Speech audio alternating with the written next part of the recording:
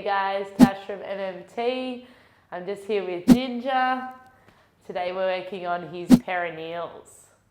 So we've already started, just started on that fibular bone, as we always do. Start on the bone, we're sinking in slowly into that muscle. So just coming on, keeping a real good connection there. And we're discussing a few of the anatomy of the peroneals, brushing up. So we've got three main muscles of the peroneals, don't we, Ninj? Correct. Yeah. Correct. So we've started here with longus. Yeah. Yeah. The long one. The long one. That's the way to remember it. Exactly.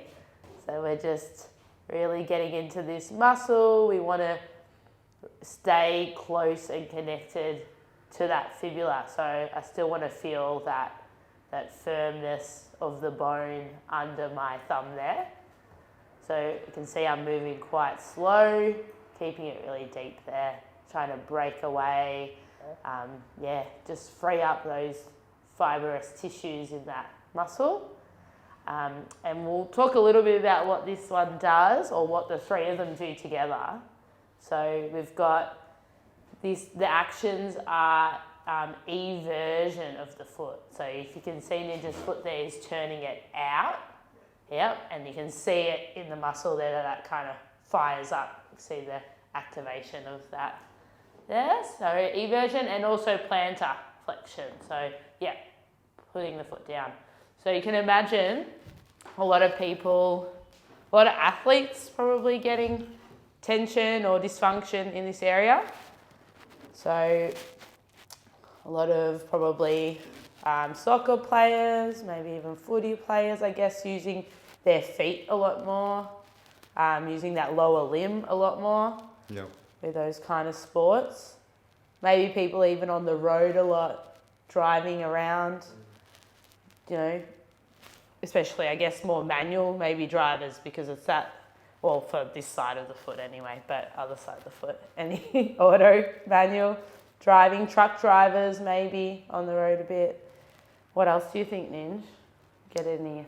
I think even like with the trauma injuries to your ankles, nice. So think of the ligaments, but you're also going to be stretching like peroneals, so those tendons can get traumas, those tears and through that, so they're going to be stretched, and then we can work that scarring, but we can also kind of, knowing that we need to do that with our foot, we can strengthen it back up again as well. Yeah, I reckon it's pretty rare that someone would get their foot into that range if they're not an athlete, or you rarely even do, your plantar, your dorsi, you rotate, like it's probably a bit uncommon.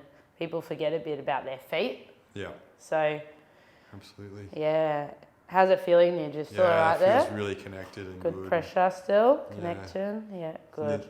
One of the more interesting things with this longus muscle too is how it inserts in underneath the foot in line with the big toe. It's pretty cool. So I'll show you guys. So it comes down, we're getting right about around here, it turns into the tendon of the longus muscle, and it comes in under and around, and then the tendon actually inserts. It has two different points, so one comes off here and one comes up into that first metatarsal. So pretty awesome how we were saying how the foot is so involved in, like, with this muscle and dictating a lot of what it's doing, because it's wrapping all the way around.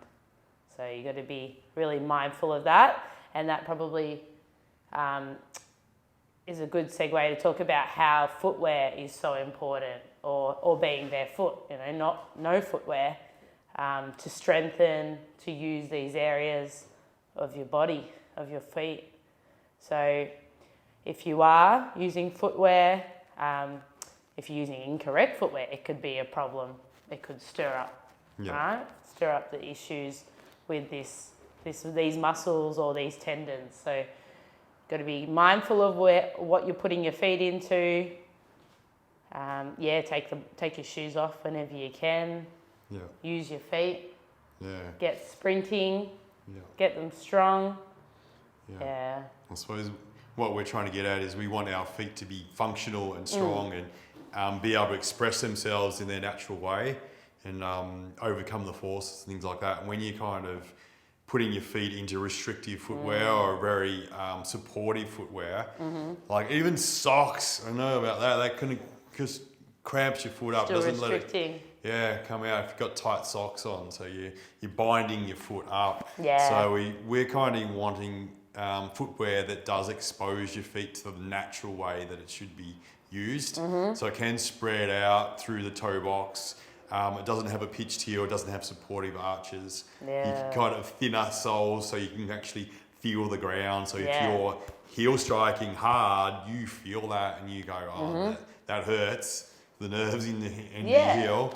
So you kind of start to walk differently, so you're dispersing the forces as you land a lot more differently. So It's giving you like intel, isn't it? yeah, it's feedback. Yeah. So you're missing out on that feedback that you should be getting about how to move.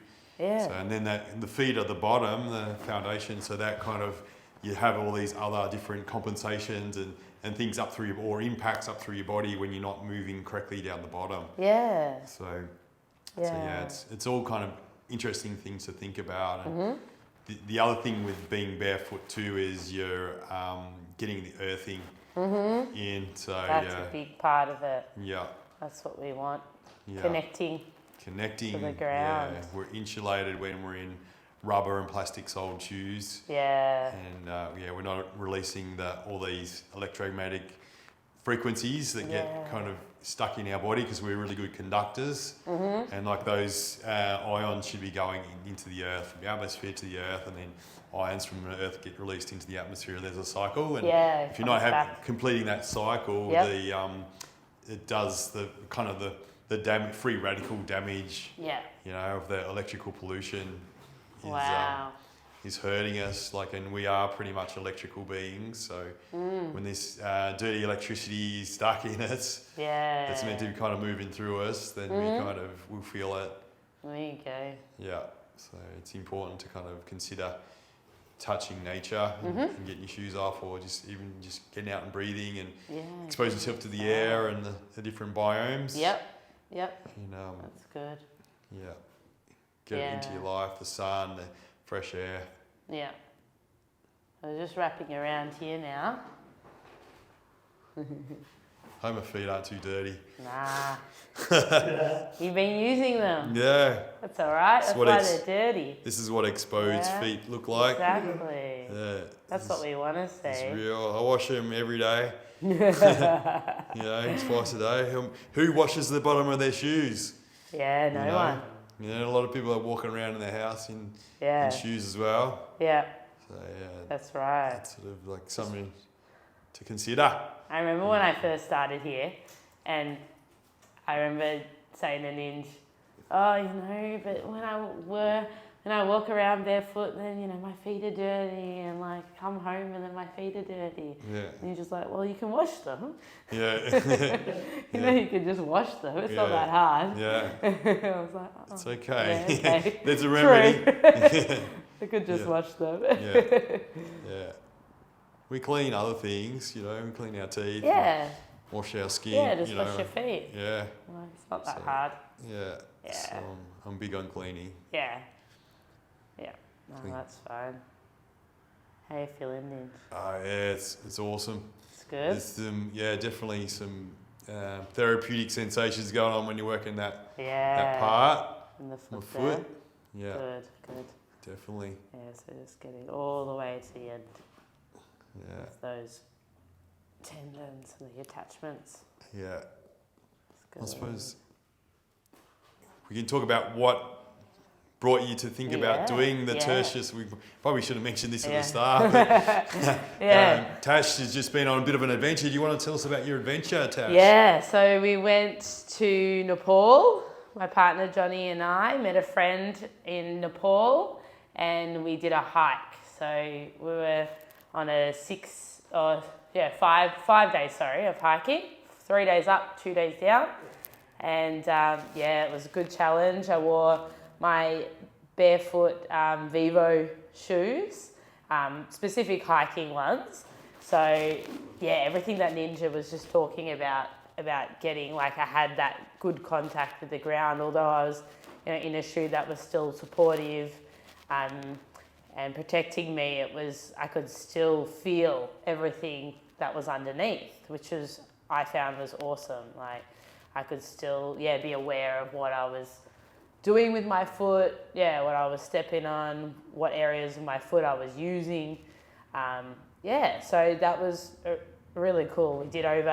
We did nearly 90 Ks in those shoes. So it was just great to know that you can do that. You know, the foot was fine. I had no issues with my ankle or my foot.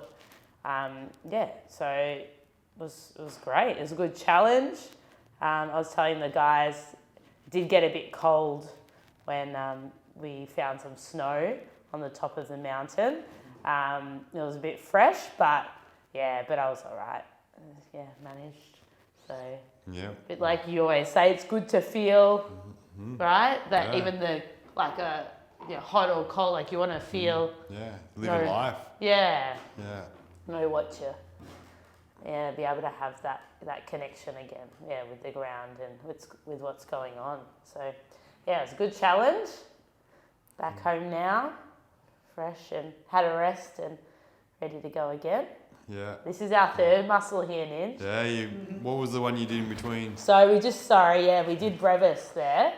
BREVIS starts lower, starts 2/3 of the way down, and then the tendon of it comes around and attaches around here. So now we're just going to get into, what's this one called, Ninj?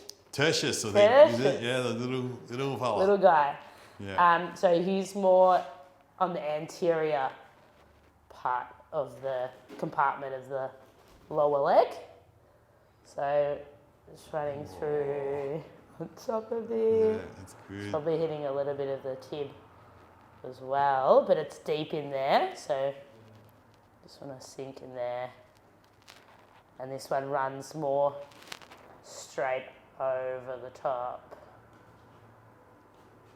I suppose just with the peroneals, it's really cool when you do see, impressive I think it is anyway, when you see somebody that's a runner or it's really lean, you can kind of see all the different muscles in the side of the leg. And I suppose a lot of people these days, you can't actually see it. So it's sort of it is a bit of a novelty when you see somebody that is lean enough to be able to see all these different muscles that be distinguished between. So look out for people that got good peroneals. Check out their peroneals. Yeah, it's impressive. So sure, Jace has a few of those. He's got good peroneals. I was checking out his peroneals this morning. Yeah. All the muscles on Jace. Yeah, I'm going to shave his legs one day. You'll be able to see him, his peroneals then. He's pretty. He wants to keep hold of his hairs on his legs. He likes his hair. Yeah, he's manly. Yeah, manly boy from the farm. Yeah, thanks. Shaving your legs on the farm. You don't do that. No. Here we are, Nidge. How you feeling? Yeah, good. You right? Yeah, felt good to get treated. Good. Yeah, so hopefully that inversion will be a bit nicer. Your dorsiflexion as well. And just like Nidge said, do those movements, like get your foot into those different positions often, feel it. You can use that as a bit of a stretch as well, a bit of a pull for your peroneals. Yeah, mine are looking pretty dirty too. So if you want to have a perineal treatment or feeling, any discomfort in that outer part of your leg, your lower leg or shin, come in and see us. Or if your foot's feeling a bit uncomfortable, any pain, this could be playing a part in that. So come on and see us and we'll fix you up.